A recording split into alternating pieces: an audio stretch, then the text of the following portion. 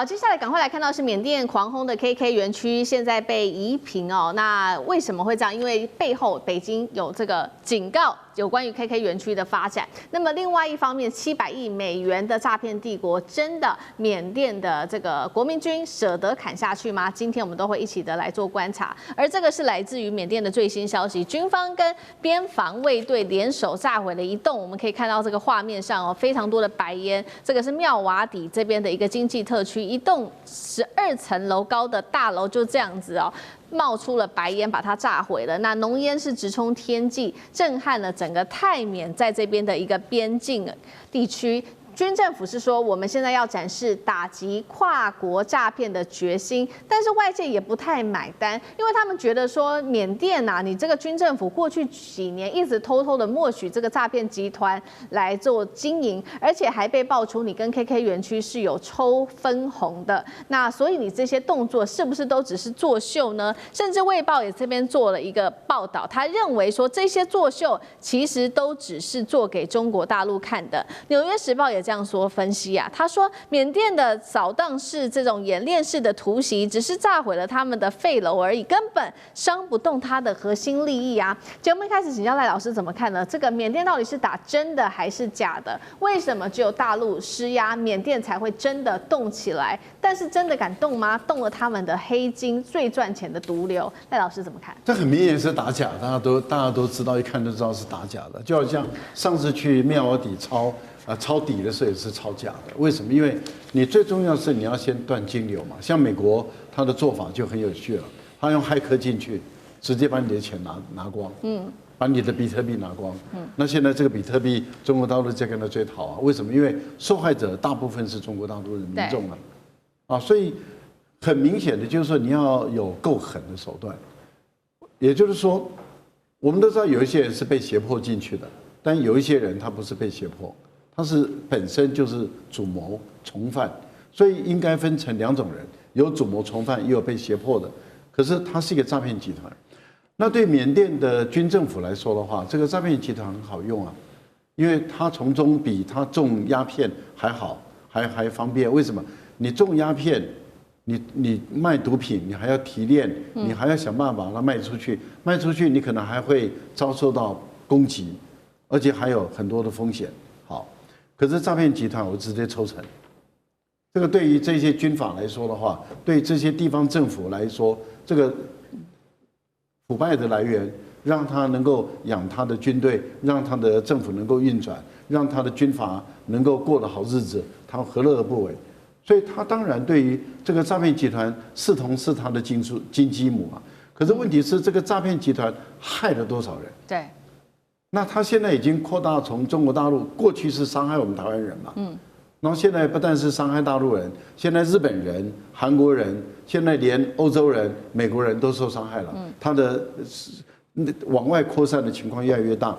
那您提到了，也就是說，為什麼就中國大陸有辦法？就是我是先外交通知你，我再知會你，再召會你，你不理的話，那我就自己動手了。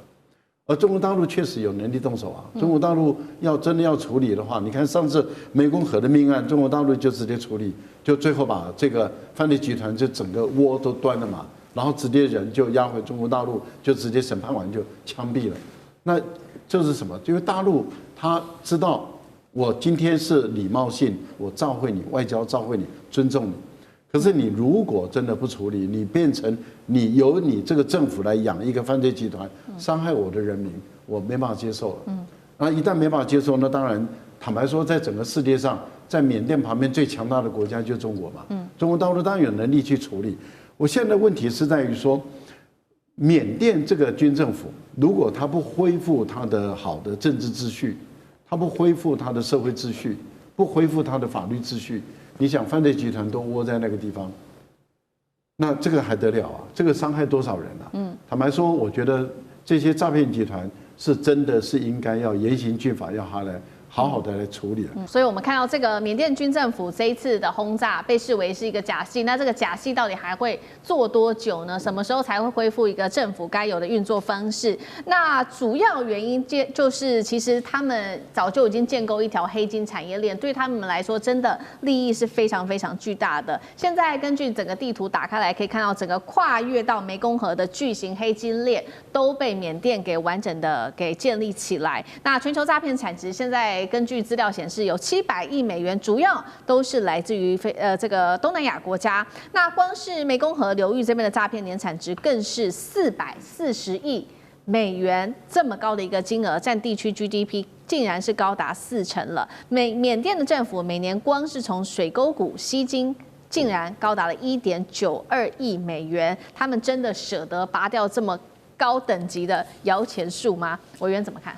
沒有辦法，緬甸如果沒有被外來統治，改變不了這個局面。我們先從他被英國殖民的時候，英國為了要控制大多數的人口，就是緬甸族，去培養很多的少數民族的地方武装，借着少數民族地方武裝來鉗制最大的民族緬甸族，所以這先天性會造成緬甸族最大的族群跟其他少數民族的仇恨跟互相不相信。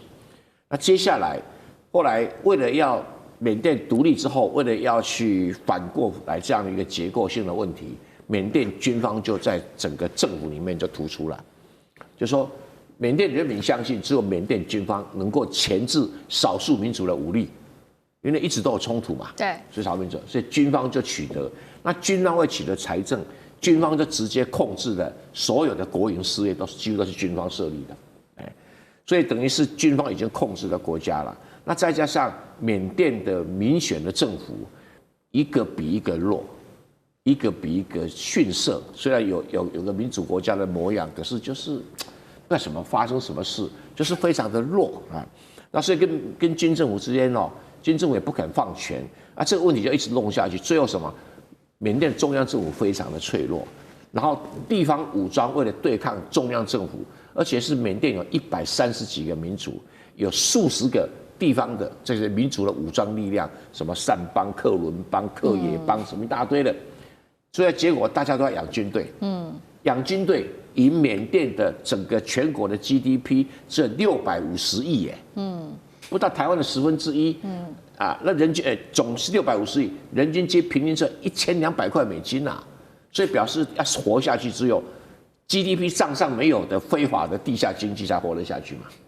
那非法經濟是什麼？就販毒啊。那後來被台灣人發明的電信詐騙，傳給中國大陸人，中國大陸人發揚光大，台灣黑幫跟中國黑都跑到緬甸去設，然後跟軍政府跟地方武裝力量等於軍閥割據，互相分潤。那毒品也一樣啊，緬甸的這些毒品的種植的農民啊，其實大部分被這些地方勢力拿走了，一般的農民都賺不到什麼錢。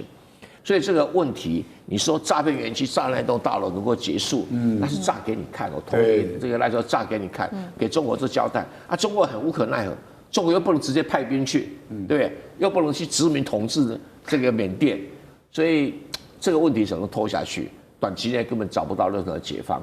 好，所以緬甸現在看起來靠2個重要為生啊，就是詐騙，然後另外一個就是剛剛委員幫我們特別提到的毒品。那我們就來看到，那現在到底毒品在當地是有多猖獗？因為這是最新，同樣是来自於聯合國的最新報告，說今年緬甸光是它的這個罌粟的種植面積啊，暴增幅度快要20%，達到17%。其中幾個重要的地區，我們來看到罌粟種植年增幅，剛剛提了嘛，17%。那東部的善邦這些少數民族暴增32%，青邦26%，那南善邦就有44%。總的來說，北部大概種植面積552公頃，已經成為緬甸真正的經濟命脈，怎麼辦？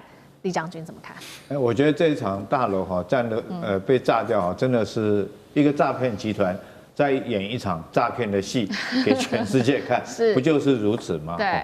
那我們要知道，所謂泰緬邊界一直長期以來都是一種無政府狀態。那剛開始這邊的這種老百姓，他為了要生活他這個不去從事正當的農業生產，他用種這個罌粟花是最快的方式。那種了這個罂粟花來講的話，制造這種毒品，它當然需要有武力來保護他們，所以他們賣了錢以後就去養軍隊，那這些軍隊就變成地方武裝組織。那你說這個政府軍為什麼不去剿滅他們？因為政府軍後來也參與他們的一份子。當我沒辦法消滅你之後，我就跟你一起共生共榮，一起生活在一起。那為什麼我講這個話呢？大家看一下，我們光講緬甸現在軍政府叫敏昂萊哈。他派了一個這種在這個妙瓦底這邊的這個叫做邊防司令的哈，叫索奇都的。我們之前在這個節目也討論過哈。那索奇都事實上他不是軍人出身，他也是這個地方的商人出身哈。但是因為他掌控這個地方，他太太跟他的小孩各分配詐騙集團的這種等於說 CEO 啦，有的是當這個公司的 CEO， 有的是當這個地方的警察或者是地方武力組織。那索奇都他每年賺的錢，他會貢獻一半給敏昂萊，那是不是形成一個利益共生體？所以大家講生產鏈，我倒是認為說是一個產業鏈哈。大家看一下，我數給大家聽。第一個這個毒品哈，那有毒品有沒有走私的人員？那第二個來講的話，你詐騙集團有詐騙的人員，有詐騙人員一定有電信，一定有金融，一定有水電哈，一定形成一個集體的一個團隊。那當然也有地方武裝的勢力。所以這個盤根錯節，這個嚴重之深，不是我們一般人可以想象中的。那你說，我們光講說是像緬甸說它是一個這種軍政府，等於說是一個這種也類似一個軍閥的組織了。那難道泰國就沒有嗎？它的電從哪裡來的？不就是你泰國繼續供應它的嗎？我們之前就傳說過這樣，甚至於說是電信集團有沒有參與其中？甚至於我們之前說馬斯克，甚至於他的星鏈計劃都有提供他